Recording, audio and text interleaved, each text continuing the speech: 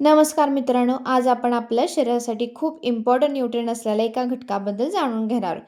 ते म्हणजे प्रोटीन. आपल्या शरीराच्या ग्रोथ, सेल रिपेअर आणि मसल स्ट्रेंथसाठी प्रोटीन हे खूप इसेन्शियल आहे. म्हणून प्रोटीनला अनेकदा बॉडी बिल्डिंग न्यूट्रिएंट असे म्हणतात. आता हे नक्की प्रोटीन म्हणजे नक्की काय आहे? प्रोटीन हे मोठे आणि कॉम्प्लेक्स मॉलिक्यूल असतात. हे अमिनो ॲसिड नावाच्या लहान घटकांपासून बनलेले असतात. आता सोप्या भाषेत सांगायचं, जशी मण्यांची माळ अनेक मण्यांनी बनते, तसेच प्रोटीन हे अनेक अमिनो ॲसिड चेनपासून तयार होतात. सायंटिफिक दृष्टीपासून पाहिलं तर प्रोटीनमध्ये मुख्यतः कार्बन, हायड्रोजन, ऑक्सिजन आणि नायट्रोजन हे एलिमेंट असतात.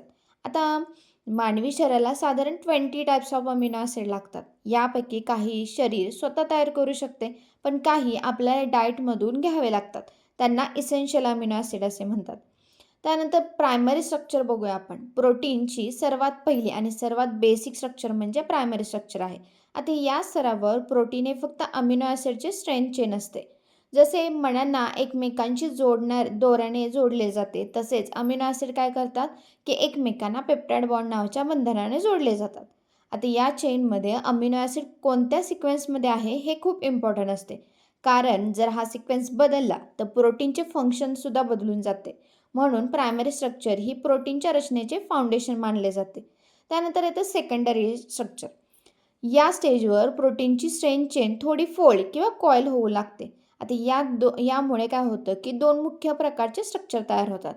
फर्स्ट आहे की अल्फा हेक्सेल आणि सेकंड बीटा शीट. आता तुम्ही म्हणाल की अल्फा एक्झेल आणि बीटा शीट म्हणजे नक्की काय? अल्फा एक्झेलमध्ये प्रोटीनची चेन हे स्प्रिंगसारखे आणि कॉईलसारखे दिसते. तुम्हाला स्क्रीनवर दिसतच असेल की कशा प्रकारे स्ट्रक्चर आहे त्याचं. तर बीटा शीटमध्ये चेन हे फोल्ड होऊन शीटसारखे दिसायला लागते. आता हे स्ट्रक्चर मुख्यतः हायड्रोजन बॉन्डमुळे स्टेबल राहत असते. त्यामुळे सेकंडरी स्ट्रक्चरमुळे प्रोटीनला स्पेसिफिक शेप मिळायला सुरुवात होते. आता आपल्याला हे कळलं की स्पेसिफिकली त्याला शेप यायला सुरुवात झालेली आहे. आता टर्शरी स्ट्रक्चरमध्ये काय होतं, की प्रोटीनची अधिक कॉम्प्लेक्स आणि इम्पॉर्टंट स्ट्रक्चर आहे टर्शरी स्ट्रक्चर. आता या स्तरावर प्रोटीन काय करते, प्रोटीन चेन हे 3 डायमेन्शन शेप द्यायला सुरुवात करते. आता हे स्ट्रक्चर तयार होण्यामागे अनेक केमिकल इंटरॅक्शन होत असतात. जसे की हायड्रोजन बाउंड्स असेल, आयोनिक बाउंड्स किंवा डायसल्फाइड बाउंड्स किंवा हायड्रोफोबिक इंटरॅक्शन्स. या सगळ्यांमुळे काय होतं, केमिकल इंटरॅक्शन होत असतात. यामुळे प्रोटीन चेन फोल्ड किंवा ट्विस्ट होऊन स्पेसिफिक 3D स्ट्रक्चर तयार होऊ लागते. आणि इथेच एक महत्त्वाची गोष्ट होते. प्रोटीनचे फंक्शन त्याच्या शेपवर डिपेंड असते. जर हा शेप बदलला तर प्रोटीन प्रोबॅबली काम करू शकत नाही. उदाहरणार्थ एन्झाईम्स हे योग्य शेपमध्ये असतील तरच ते केमिकल रिॲक्शन फास्ट करू शकतात ना, बरोबर ना? त्यानंतर ना चौथा पॉईंट येतो क्वाटर्नरी स्ट्रक्चर. आता प्रोटीनच्या फायनल लेवलकडे येऊया आपण, क्वाटर्नरी स्ट्रक्चरकडे. काही प्रोटीन्स फक्त सिंगल चेनपासून बनलेले नसतात. त्याऐवजी अनेक पॉलिपेप्टाइड चेन एकत्र येऊन एक मोठी प्रोटीन तयार करत असतात. आता या कंबाईंड स्ट्रक्चरला क्वाटर्नरी स्ट्रक्चर म्हणतात. याचे सर्वात फेमस एक्झाम्पल म्हणजे हिमोग्लोबिन. हिमोग्लोबिन आपल्या ब्लडमध्ये आढळते. हे आपल्याला माहीतच आहे का, माहीत नाही तुम्हाला? माहीतच असेल ना? आणि हे शरीराच्या विविध भागांपर्यंत ऑक्सिजन ट्रान्सपोर्ट करण्याचं काम करते. हे प्रोटीन 4 वेगवेगळ्या चेनपासून बनलेले असते. आता नेक्स्ट पॉईंट काय? आता हे प्रोटीन तर कळलं आपल्याला की कसं तयार होते, जे स्ट्रक्चर कसं तयार होते, 3D डायमेन्शनमध्ये होते का नाही होत, हे सगळ्या गोष्टी आपल्याला समजलेल्या आहेत. आता नंतर ना त्याचं फंक्शन नक्की काय आहे? प्रोटीन आपल्या शरीरात अनेक इम्पॉर्टंट फंक्शन करत असते. जसे की बॉडी ग्रोथ किंवा टिश्यू रिपेअर, नवीन सेल्स तयार करणे आणि डॅमेज सेलला काय करणे, रिपेअर करणे. आता जे शरीरातील बायोकेमिकल्स रिॲक्शन असतील ते कंट्रोल करणे, इम्युनिटी मजबूत करणे. प्रोटीनपासून अँटीबॉडीज तयार होतात, जे शरीराला डिसीजपासून प्रोटेक्ट करत असतात. मसल बिल्डिंग, मसल्स मजबूत ठेवण्यासाठी प्रोटीन खूप इम्पॉर्टंट असते.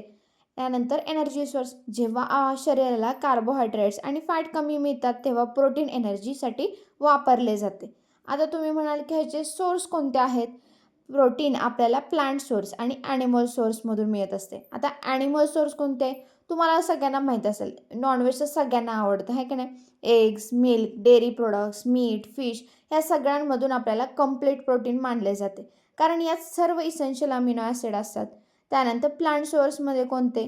Pulses, chickpea, soybean, legumes, peanuts, almond या सगळ्यांमधून प्लांट सोर्समधून आपल्याला प्रोटीन मिळत असते. हे प्रोटीन्स आरोग्यासाठी खूप हेल्दी पण असतात आणि काही वेळा त्यात काही अमिनो ॲसिड थोडे कमी असू शकतात. मूळ फूड कॉम्बिनेशन महत्त्वाचे आहे. उदाहरणार्थ राईस डाळ किंवा राईस रोटी, डाळ रोटी हे कॉम्बिनेशन शरीराला बेटर क्वालिटी प्रोटीन देत असतात. तर डेली प्रोटीन रिक्वायरमेंट तुम्हाला किती लागत असेल? एखादा अडल्ट पर्सन असेल तर प्रति किलो वजनाला 0.8 टू 1 ग्राम प्रोटीन लागते. उदाहरणार्थ जर एखाद्या व्यक्तीचे वजन 60 किलो असेल तर त्याला दिवसाला साधारण 48 ते 60 ग्रॅम प्रोटीन आवश्यक असते. आता हे सगळं झालं. थोडक्यात आपण काय बघितलं ओव्हरऑल व्हिडिओमध्ये, की प्रोटीन हा आपल्या शरीरासाठी अत्यंत इसेन्शियल न्यूट्रिएंट आहे. तो body growth, muscle strength, immunity आणि अनेक बायोलॉजिकल प्रोसेससाठी खूप महत्त्वाचा आहे.